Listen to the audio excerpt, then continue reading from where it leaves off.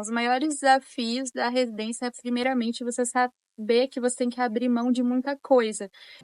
Olá, pessoal, tudo bem? Hoje estamos aqui na Oficina do Cavalo com uma convidada muito especial, a doutora Carolina Cupini, médica veterinária especializada em clínica médica e cirúrgica de grandes animais.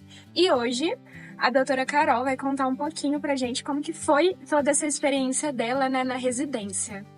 Oi, Mavi, primeiro, muito obrigada pelo convite. É um prazer estar aqui. Para quem não me conhece, meu nome é Carolina Cupini, eu sou formada pela Universidade de Araraquara, me formei no finalzinho de 2022 e logo em seguida, em 2023, entrei no programa de aprimoramento de clínica e cirurgia de grandes animais. E daí vem um ponto, né? O porquê fazer residência, por que procurar se aprimorar. Hoje em dia, eu acho que mesmo que a gente passe 5 anos na faculdade, estudando, vendo como é a fisiologia, a anatomia dos cavalos, a gente só aprende mesmo na prática toda essa experiência. E a residência é isso, né? A gente passa 2 anos vivendo o dia a dia do que é uma emergência, do que é enfermidade, a gente pega a experiência de como colocar um catéter, de como passar uma sonda, a gente tem o auxílio de outros profissionais orientando a gente, então esse é um ponto muito importante, a gente não pode parar, a gente tem que sempre procurar se aprimorar. E é isso que a residência oferece pra gente, é a capacitação, pegar a experiência, aprender o dia a dia, como usar as medicações. Então, é isso que a gente tem que procurar, sempre melhorar e se aprimorar. Bacana. Carol, conta um pouquinho pra gente como era a rotina na residência. Então, no hospital que eu fiz, a residência, ele atendia 24 horas, então a gente tinha a nossa rotina com os animais internados e mais as emergências que chegavam durante a madrugada ou até mesmo durante o dia. Então, a gente fazia todos os dias os exames físicos, e isso é uma coisa muito boa, porque a gente aprende a escutar um cavalo muito bem. Então, a gente tinha a rotina de exame físico, de medicação, aí a gente tinha também as consultas que vinham agendadas, as emergências que chegavam, por exemplo, de síndrome do abdômen agudo, ou a gente tinha também emergências de sutura, de laceração, e mais as cirurgias. Então, tinha as cirurgias eletivas também, que às vezes era, por exemplo, uma catração, ou até uma cirurgia de cólica mesmo. E conta pra gente um pouquinho quais foram os maiores desafios da residência. Então, os maiores desafios da residência é, primeiramente, você saber que você tem que abrir mão de muita coisa. Então, você perde, às vezes, feriado, perde tempo de qualidade com a família, mas você tem que entender que isso é uma coisa que você está fazendo que vai te agregar muito no futuro. Então, você tem que abrir mão de certas coisas para poder se aprimorar. Você tem que saber que você não tem final de semana, só que você é de folga, alguns dias você vai ter que trabalhar, às vezes você está na sua casa e você tem que acordar durante a noite para receber uma emergência. Então, você tem que saber que você tem que estar entregue e se dedicar mesmo à residência, viver aquilo esses 2 anos. Tem que abrir mão de bastante coisa nesse sentido. Realmente.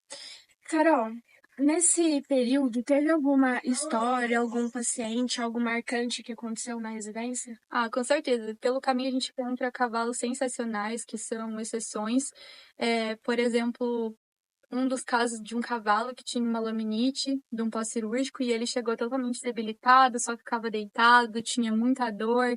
E hoje em dia é um cavalo que se curou totalmente e tá fazendo até a romaria. Então ele foi uma exceção assim maravilhosa. A gente fala que ele era como se fosse uma fênix mesmo, porque ele renasceu.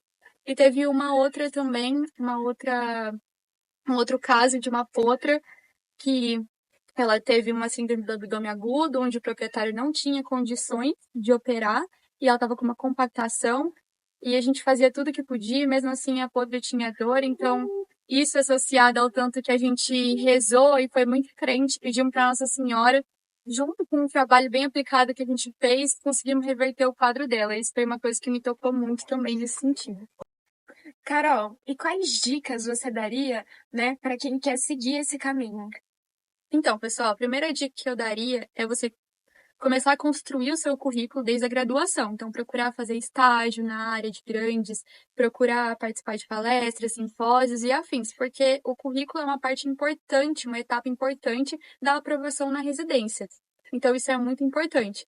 Outra coisa que eu daria de dica é, por exemplo, se eu gosto de neonatologia, eu vou procurar saber quais hospitais, quais centros veterinários tem uma casuística grande nessa área. Porque se eu gosto disso, sei que aquele local vai me agregar. Se eu gosto de ortopedia, eu vou procurar hospitais e centros que tenham bastante casos disso. Porque aí daí você vai ter profissionais que podem te orientar e agregar muito no seu conhecimento e no seu currículo daqui a um tempo, né? Quando você for atuar. E por fim, o que você acha que mudou de você antes da residência e depois da residência? Eu acho que mudou totalmente o meu modo de trabalhar, as experiências que eu ganhei, como sou mais segura de mim hoje, mais segura para atender um paciente, mais segura para fazer todo tipo de procedimento que eu aprendi durante a residência. Então, a residência em si me trouxe essa segurança, porque eu vivi isso durante 2 anos, eu treinei durante 2 anos, então hoje acho que o que me define, sim, é ser mais segura de mim, diante de atender um paciente, diante de fazer um procedimento. Então, eu acho que não tem nem comparação, eu antes e eu depois da residência. Por isso que eu falo que quem tiver a oportunidade, faça uma residência, se aprimore, porque vai fazer toda a diferença na sua conduta profissional. Carol, muito obrigada por ter compartilhado um pouco da sua experiência com a gente, né, pessoal? Espero que gostem. Para quem quiser acompanhar mais um pouco da rotina, querer saber mais sobre a Carol, siga ela no Instagram que vai estar aqui com o nosso, tá? Muito obrigada, Maria, pelo convite, foi maravilhoso.